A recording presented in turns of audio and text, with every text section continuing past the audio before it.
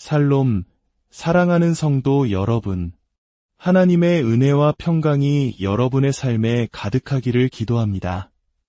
오늘 우리는 잠시 일상의 분주함을 내려놓고 살아계신 하나님의 음성에 귀 기울이는 귀한 시간을 갖고자 합니다.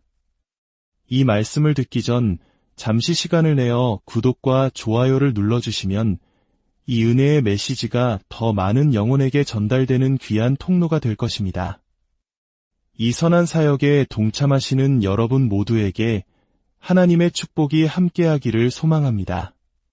오늘 우리가 함께 나눌 이야기는 우리의 가장 깊은 갈망과 꿈을 아시고 그것을 통해 일하시는 하나님의 놀라운 사랑에 관한 것입니다. 우리는 종종 기도할 때 하나님의 거대한 계획과 뜻만을 구해야 한다고 생각합니다. 물론 그것은 매우 중요합니다. 하지만 하나님께서는 우리의 아주 사소하고 작은 마음의 소원까지도 귀 기울이시는 섬세하고 자상한 아버지이심을 기억해야 합니다. 어느 날 밤 우리는 함께 모여 뜨겁게 기도하는 시간을 가졌습니다. 그때 하나님께서는 아픈 자들을 치유하시는 놀라운 역사를 보여주셨습니다. 어떤 분은 수년간 알아왔던 장 속의 박테리아 감염과 같은 문제들로부터 치유를 받았습니다. 또 어떤 분은 사고로 다쳤던 오른쪽 다리의 만성적인 약함과 통증에서 해방되었습니다. 특히 한 자매님의 간증은 우리 모두에게 큰 감동을 주었습니다. 그녀는 아이를 낳은 후 수십 년 동안 꼬리뼈 부상의 후유증으로 극심한 고통 속에서 살아왔습니다. 앉거나 일어서는 아주 기본적인 동작조차 그녀에게는 큰 고통이었습니다. 우리는 그 자매님을 위해 그리고 출산의 후유증으로 고통받는 모든 여성을 위해 간절히 기도했습니다. 바로 그 순간 하나님의 강력한 치유의 능력이 임했습니다. 그녀를 얽매고 있던 수십 년의 고통이 눈 녹듯 사라졌습니다. 그녀는 자리에 앉았다 일어서기를 반복하며 고통이 완전히 사라졌음을 눈물로 간증했습니다. 할렐루야! 하나님께서는 이처럼 우리의 아픔을 아시고 그 상처를 당신의 영광으로 바꾸시는 분이십니다. 25년, 30년 된 묵은 고통이라 할지라도 주님 앞에서는 한순간에 해결될 수 있는 문제에 불과합니다. 이러한 치유의 역사는 단지 육체의 질병에만 국한되지 않습니다. 하나님께서는 죽음에 대한 비정상적인 두려움에 사로잡혀 있던 한 영혼을 자유롭게 하셨고 마음의 깊은 상처와 압박감에 시달리던 이들에게 참된 평안을 주셨습니다. 이 모든 기적은 우리에게 한 가지 중요한 사실을 가르쳐줍니다. 바로 하나님께서 지금 이곳에 우리와 함께 살아 역사하신다는 것입니다. 예배 중에, 말씀을 듣는 중에, 심지어 이 오디오를 듣고 있는 바로 이 순간에도 치유의 능력이 흐르고 있음을 믿으시기 바랍니다. 우리의 삶에는 종종 이해할 수 없는 고난과 어려움이 찾아옵니다. 마치 사탄이 우리의 믿음을 시험하고 넘어뜨리려는 것처럼 느껴질 때가 많습니다. 우리가 신앙 안에서 성숙해 갈수록 사탄은 우리가 명백한 악을 선택하도록 유혹하지 못합니다.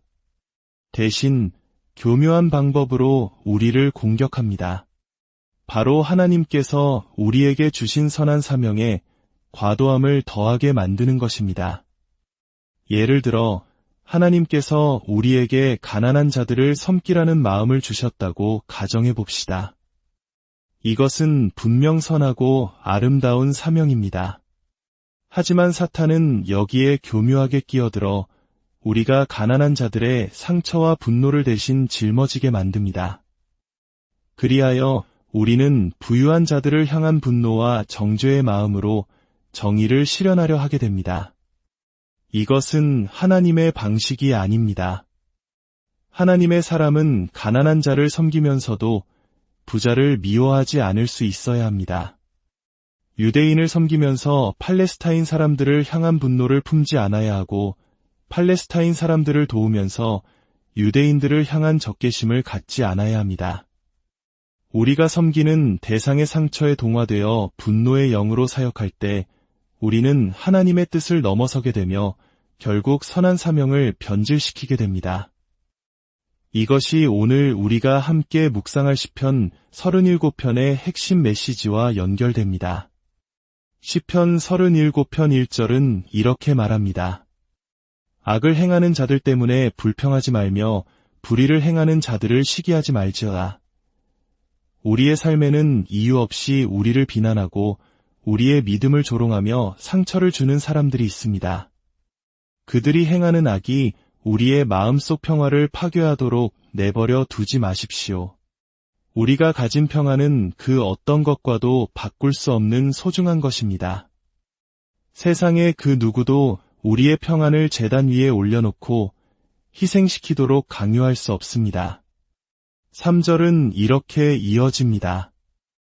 여호와를 의뢰하고 선을 행하라. 땅에 머무는 동안 그의 성실을 먹을 거리로 삼을지어다. 땅에 머무는 동안이라는 말은 단순히 이 땅에 사는 것을 의미하는 것이 아닙니다. 이것은 그리스도 안에 거하며 하나님의 나라를 살아가는 삶을 뜻합니다. 예수님께서 회개하라 천국이 가까이 왔느니라 라고 말씀하셨을 때 그것은 우리에게 바로 이 거하는 삶으로의 초대였습니다.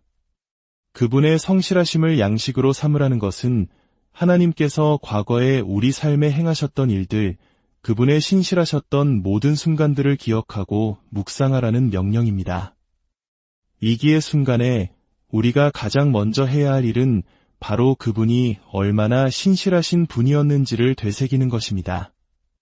그것은 패스트푸드처럼 빨리 먹고 잊어버리는 것이 아니라 깊이 음미하며 우리의 영혼을 살찌우는 영적인 식사와 같습니다.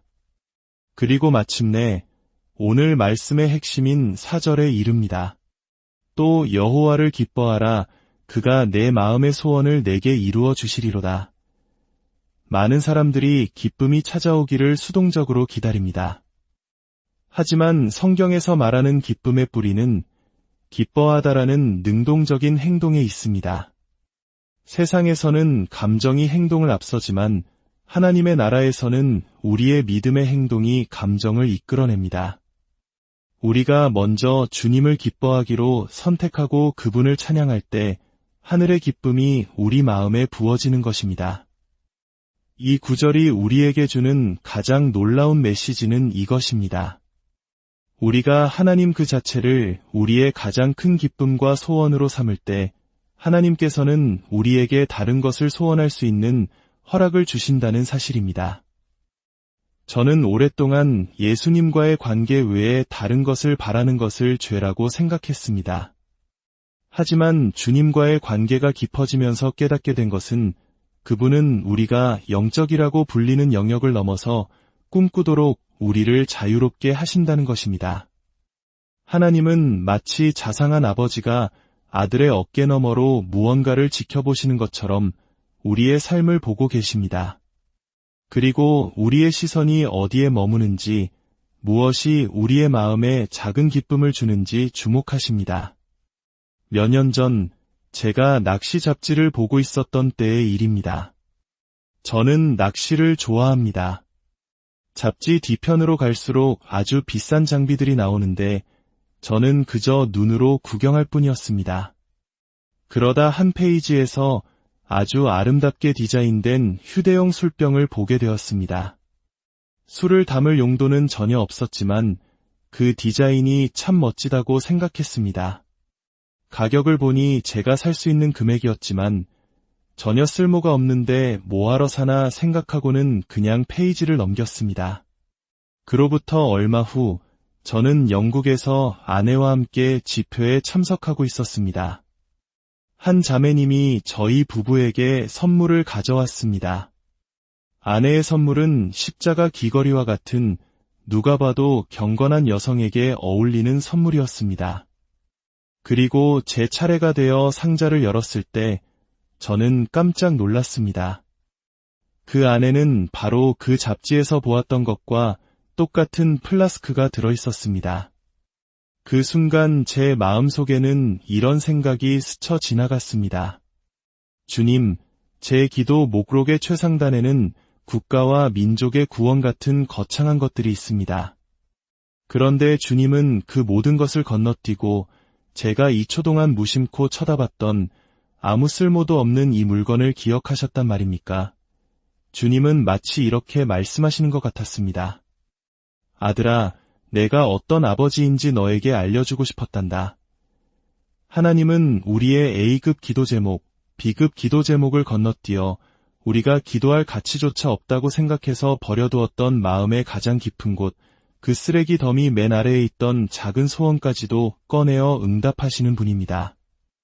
왜냐하면 그분은 우리의 마음에 관심이 있으시기 때문입니다. 우리가 주님 안에서 기뻐할 때 그분은 우리의 어깨너머를 보시며 우리의 눈길을 사로잡는 것이 무엇인지 찾으십니다. 그리고 그것을 채워주심으로써 당신이 얼마나 우리를 사랑하는지를 보여주십니다.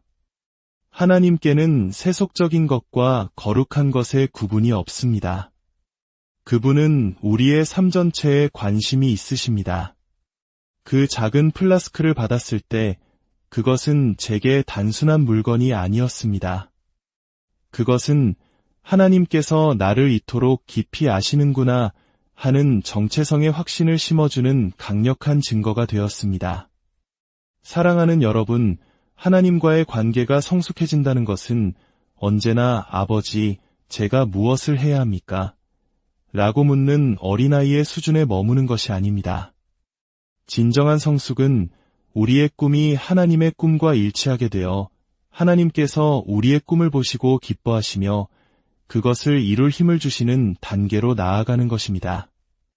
우리는 자녀를 키울 때 점심으로 참치 샌드위치를 먹을지 프라이드 치킨을 먹을지까지 일일이 부모에게 물어보도록 키우지 않습니다. 그것은 성숙의 증거가 아니라 미성숙의 증거입니다.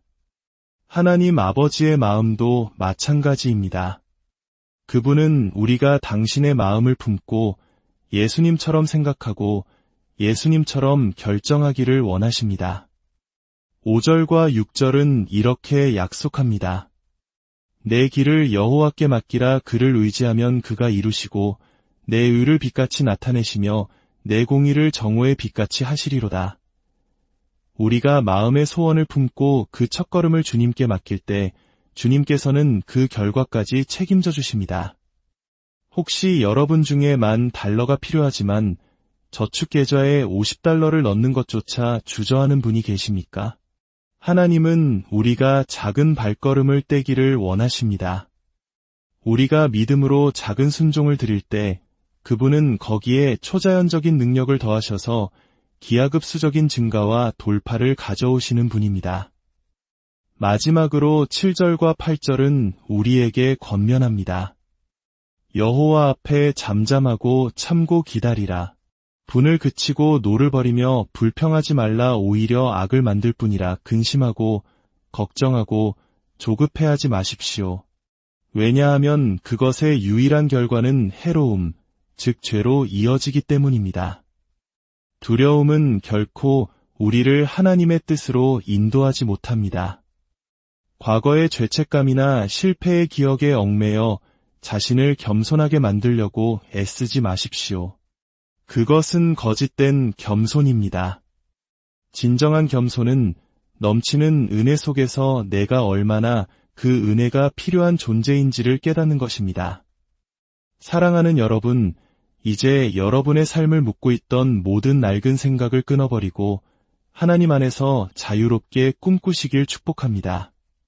하나님께서는 여러분의 가장 작은 신음에도 응답하시며 여러분의 가장 사소한 꿈에도 관심이 있으십니다. 여호와를 기뻐하십시오. 그러면 그분께서 여러분 마음의 소원을 이루실 것입니다. 여러분의 길을 주님께 온전히 맡기십시오. 그러면 그분께서 모든 것을 책임지시고 여러분의 삶을 정오의 빛처럼 빛나게 하실 것입니다. 기도하겠습니다. 거룩하신 아버지 하나님, 오늘 우리에게 주신 귀한 말씀에 감사드립니다. 우리가 세상의 악함 때문에 마음의 평안을 잃지 않게 하시고 오직 주님의 신실하심을 우리의 양식으로 삼게 하여 주옵소서. 무엇보다 주님 한 분만으로 기뻐하는 법을 배우게 하시고 그 기쁨 안에서 우리 마음의 소원이 주님의 뜻과 하나가 되는 놀라운 신비를 경험하게 하옵소서. 우리 각 사람에게 아버지만이 주실 수 있는 플라스크와 같은 선물을 허락하여 주셔서 우리가 얼마나 사랑받는 존재인지를 매일의 삶 속에서 느끼고 체험하게 하옵소서. 우리를 얽매는 모든 두려움과 염려를 끊어주시고 하나님 안에서 자유롭게 꿈꾸고 전진하는 믿음의 용사들이 되게 하여 주옵소서. 우리 주 예수 그리스도의 이름으로 기도드립니다.